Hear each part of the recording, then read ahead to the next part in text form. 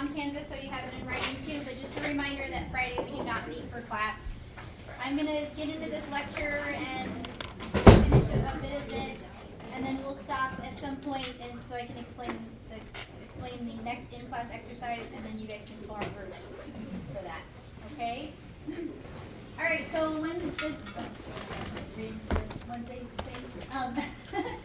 so we are in transcription, and we're picking up with regulation. So we've already covered, we covered the prokaryote transcription machinery, and then we're going to talk about the regulation, which is also something that was the mechanism that we're going to talk about is a prokaryote, or something that was identified as a prokaryote system, E. coli. E. coli has this regulation in it. All right, so we have to turn gene expression on when we need it. Okay, we just can't be having polymerase bind with that sigma factor, the promoter, and then just produce a gene, because it's not gonna, it will make proteins that will muck up the system. So it's like one of the issues with Alzheimer's, right? We have a bunch of tau protein just like filling the space, and then nothing can work, right? So the one way that we can regulate is right there at the promoter. So stopping the RNA polymerase from getting access to the promoter. So anything that binds or regulates gene transcription is going to be a transcription factor. So anything that regulates is a transcription factor.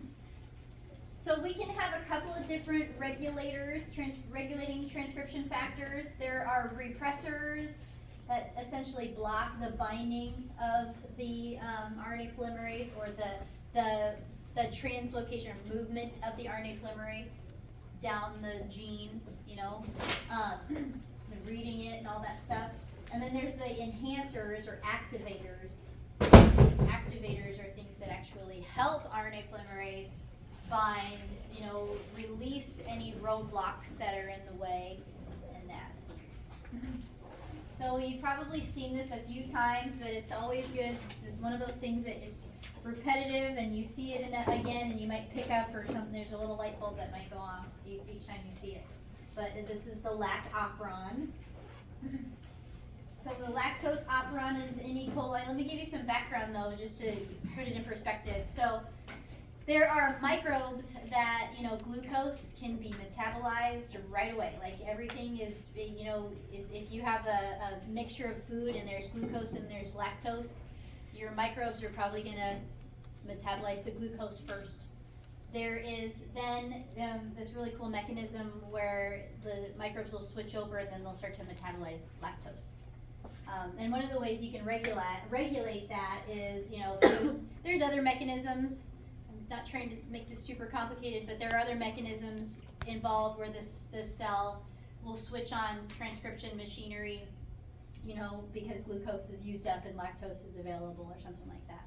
The lac operon, really more specifically, the lac operon is there to express the genes that would process lactose when lactose is available. So very simple, lactose is available, the lac operon is going to be turned on or turned off depending on that availability. So here is the gene. We've got Z, Y, and A genes in here, and they're so cool because they literally express the enzyme to cut the lactose sugar and start that processing, like start getting the bonds broken up and the release of all that energy and all that stuff. There's the other genes there's one that's a permease. So it's actually this thing that goes into the cell surface and it helps lactose get into the cell. It's like a transporter. And then I'm forgetting the other one. Do I have a note? Oh, I do. And then there's transacetylase that inactivates toxic thiogalactosides that come in with lactose. So that's one troubling thing. Lactose comes in with something else. All right, so all of these genes are, upstream of these three genes, we have the operator sequence. And the operator holds a binding site for a repressor. The repressor is only able to release from that position when we have lactose that's able to bind it. So you've got this cool, so here, as long as the repressor is bound, DNA polymerase is unable to gain access to the promoter. So that should be highlighted too. So you've got this repressor binding element on the DNA, and it's just adjacent to the polymerase, the -10, the -35 sequence that our polymerase wants to bind, right? So it's a roadblock. As long as it's there, we don't have transcription. But if you know, the E. coli wanders into or, you know, some lactose is brought to the environment for E. coli, then some will get into the cell and then make its way all the way down into the nucleus, and it has to bind this repressor to pull it off. It changes conformation. Why? Because it's a you know, amino acid string. Something binds it, changes the shape of it, and it falls off. And then once it's gone, then we have our sigma factor and our, you know, our mega and betas and that are able to bind and do what they do. So for when we're talking about regulation, we are, excuse me, it's really an important note that we're controlling the transcription of specific DNA sequences. Right, we want the specific gene on when we want it on. And there are some different elements that are located on the DNA strand that are important. So you have your cis-acting control elements, and these are on the same DNA molecule as the genes that they're regulating. So just like that operator sequence we just saw, that's a cis-acting control element, the lac operon. You have trans-acting proteins, and these are interesting because they can affect the expression of genes on other chromosomes, or, you know, further down the line or something like that. They're not right in the same gene sequence. So let me jump back here. The repressor comes from far away. So the repressor gene actually has to be turned on to, you know, make the protein. So that's a transacting thing. It is, so the repressor gene is transacting. The lac operon operator is a cis element. So it's a negative control element because the binding of the repressor blocks the transcription. So it's not an enhancer. It's a, I'm jumping around, sorry, it's a repressor.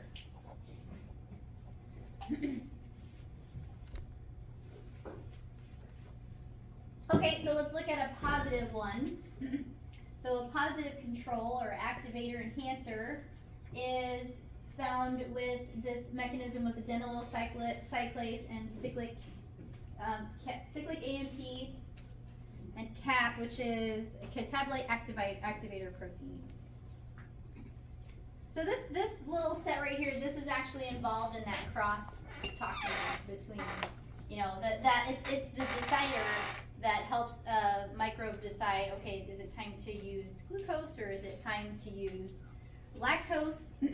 Because in the presence of glucose, hold on, I'm sorry, I'm blanking for a moment. I need to read my notes. I don't want to say this wrong. Okay, right. So if glucose goes down, there's a really important mechanism here that's not shown here. When glucose drops because it's been used up, it's not available, we get an elevation in cyclic AMP. And it's just a mechanism in the cell, the way that remember, metabolism is all the chemical reactions, and this is a chemical reaction that's connected to the levels of glucose. All right, so when you have, so as long as glucose is around, you get an intermediate as alpha-ketoglutarate. Alpha-ketoglutarate is a direct inhibitor of adenylyl cyclase. So when this drops, we have no more inhibition of adenylyl cyclase. So adenylyl cyclase converts adenosine triphosphate into cyclic AMP, adenosine monophosphate, and then we have these two inorganic phosphates that can move away. CAMP is bound by CAP, which is the on switch for CAP. And then CAMP and CAP come together, and they are actually a stabilizing element for our RNA polymerase. So they help to grab on and hold on to the gene. So now we've got our nice little our RNA polymerase bound to our promoter. Sorry, you almost have to talk through that a couple times because I get all, I even now, I'm just like, wait, what goes up, what goes down? All the time, there's some gas, there's some brakes, so it's really a good mechanism to get with your group and say, let's talk through that positive activation mechanism. Talk through the picture, okay? Does that make sense? Do you want me to talk through it again? Okay. So the P is the promoter? Yes. On that bottom? Yes, thank you. Yes, it's a promoter. And then we have Z gene, so this is also another way we can switch on. We can enhance the lactose processing gene expression.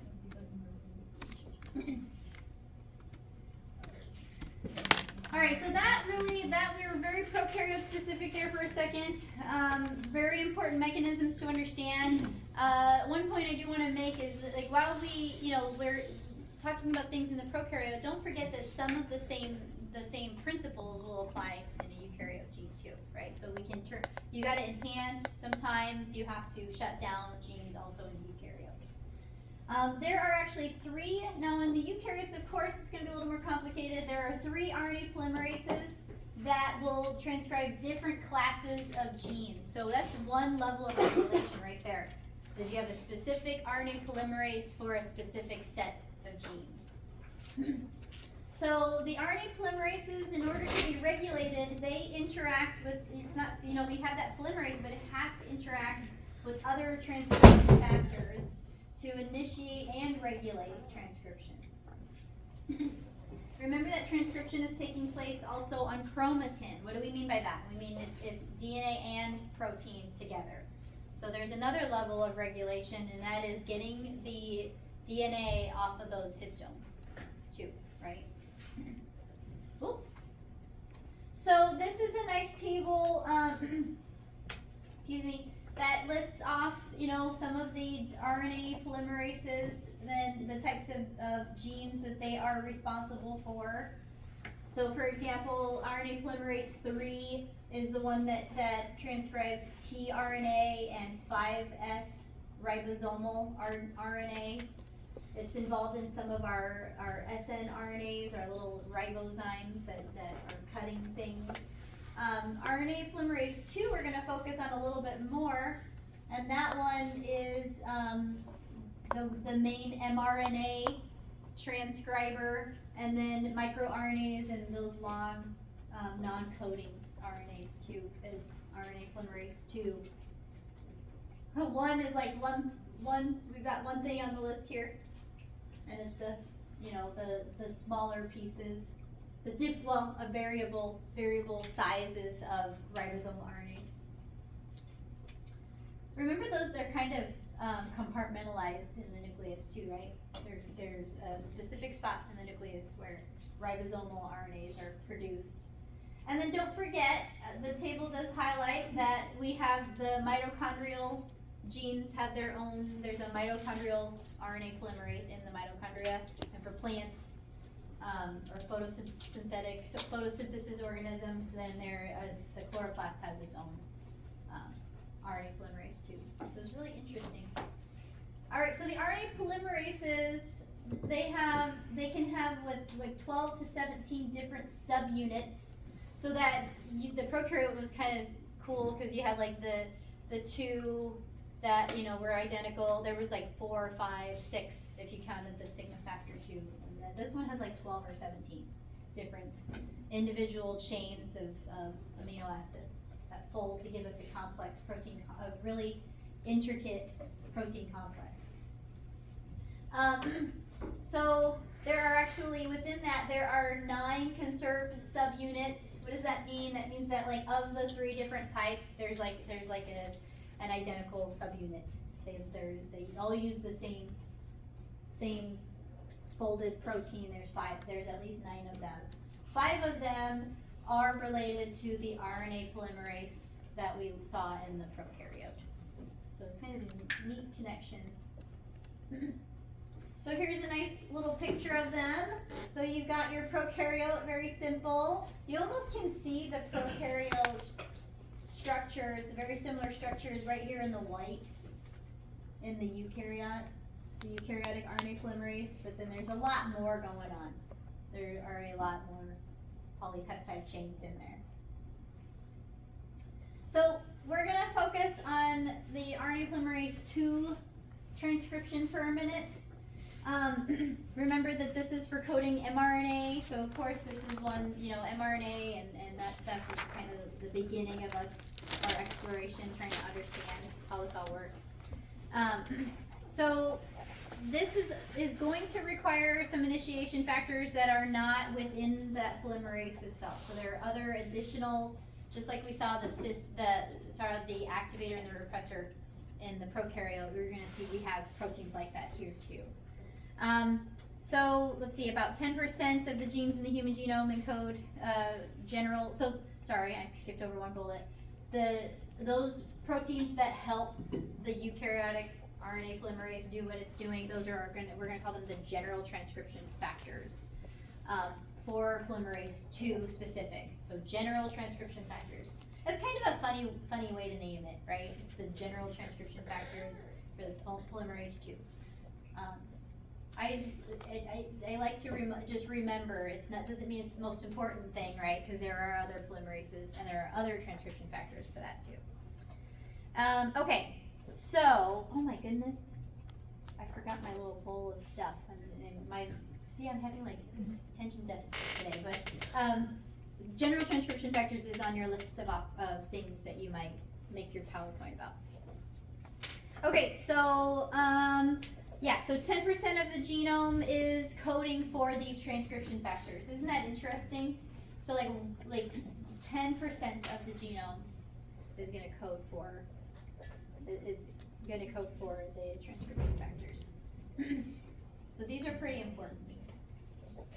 All right. So they are always, the POL2 genes will not be transcribed without the help of these proteins. They are going to bind, there's going to be some cis acting element on the DNA that they're going to bind. And there's going to be really near the +1. What is +1? Is where that first nucleotide is going to be incorporated. The very first nucleotide read. So there are several elements. One is called the Tata box element on the DNA. And this is very similar to that -10 sequence that we saw in the bacterial promoters. The letters are very close to that. So we call it the Tata box in eukaryotes. If you look it up for prokaryotes, we call it the Pribnow, named after the person that identified it. Tata's kind of cool because it literally is like a TATAA. So then it calls it out what it is. Then there's these other elements that are on the DNA itself, around the promoter, that bind these transcription factors. And so we have an initiator element, and then we have the TF2B recognition element. By the way, that's the name of the transcription factor, the eukaryotic transcription factor, TF2B. And then we have these downstream elements, so DCE, MTE, and DPE. That are, I wrote that down too. So DCE is downstream control elements, MTE is motif 10 element, and DPE is downstream. DC, downstream control, DP is downstream promoter. What are they? They're all these elements on the DNA sequence that some sort of transcription factor is going to interact with. Okay, they're going to bind and either enhance or stop or something. They're going to regulate when the gene turns on. So we're going to walk through some of these through the event real quick. And here we have our elements on the gene sequence. It starts off, we begin with the binding of the Tata box binding protein and the TAFs. So transcription activator. Oh my gosh, all these words. The TAFs and the TBP, these are all considered transcription factor 2B. So the naming of the transcription factor TF2, remember that we're specifically talking about transcription factors for POL2 genes. So these are the regulators of POL2.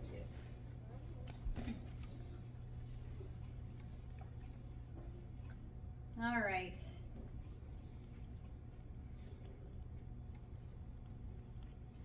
All right, once we have binding of these to the TATA, once we have binding at the TATA box, so TATA box bindings first, then we bring in VRE, which is the, goodness gracious, TF2B recognition element. So we have that little green protein that's come on. Okay. Once we have those two on there, we have the right signature to grab onto TF2F and polymerase 2. So TF2F, notice how it kind of, it's kind of interesting to me that Cartoon does a nice job of showing how it basically creates this, nice big binding pocket for the polymerase to bind. So now there's all this interaction between the polymerase 2, and it's not just this one side where it's just held onto the gene. It's now held onto these transcription factors too. All right, then we have, this is the initiator complex right here. The C-terminal domain of polymerase 2, what are we talking about with that? So remember that proteins are amino acids, and there's an N-terminus and a C-terminus. There is a tail on the C-terminus of that amino acid that sticks out just like that. There are 52 repeats of tyrosine, serine, proline, threonine, serine, proline, and serine.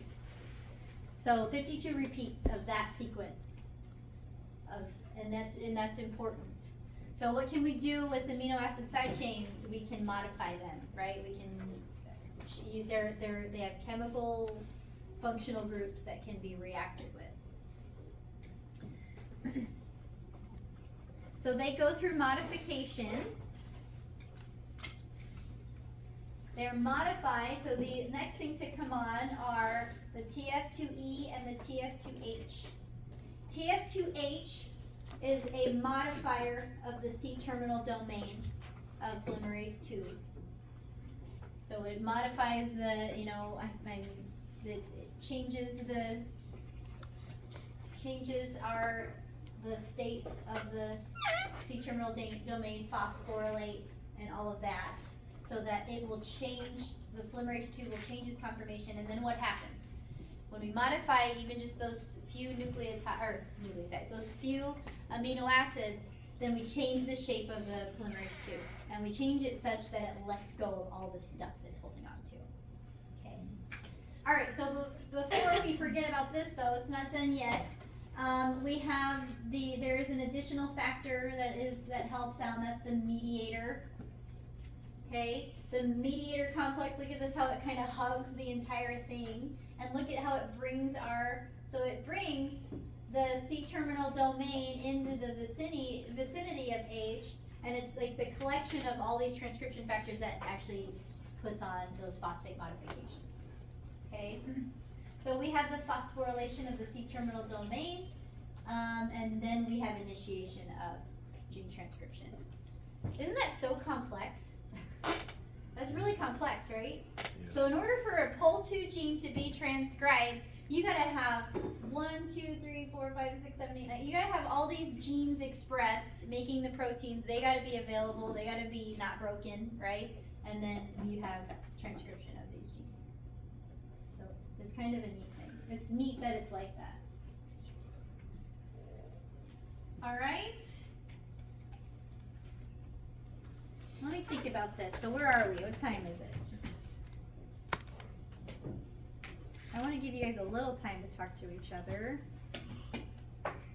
Okay, let me do 2 more slides, and then I'm going to give you guys time to get into your groups and figure out. So I have covered a couple of the things that are there.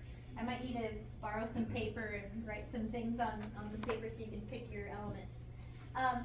Okay, so let's see. We have in the gene-specific transcription factors, there are many cis-acting elements that regulate specific genes. Okay, so some of them can be really, really close to the TATA box and the promoter. but others can be really, really far away too. So a lot of times enhancers can be far away. And sometimes what happens for enhancement is it literally is like almost like building a circular chromosome, like pulling all of these, giving the DNA this structure so that, you know, this great movement can happen with the polymerase going along and building something off of it. So it's kind of neat. So enhancers are regulatory sequences located farther away from the start site. They're typically far away, so 72 base pair repeats. Here's our promoter. We have GC boxes. What does that mean? Like GC rich. Create just a structure that things can bind. So we can have the expression of that somehow stimulates transcription. So very similar to the prokaryote, right? You can have things that are regulating gene expression right there in the gene, right next to the promoter, but you can also have things that are enhancing or regulating gene expression that are expressed far away. So a gene is a discrete element on the chromosome, but what turns it on isn't all right there. Not necessarily. Okay, this is the spot that I was thinking about stopping. I mean, well, hold on. Yeah, we might as well, and let you guys talk to each other, and we can pick up there next week, or not next week, after spring break.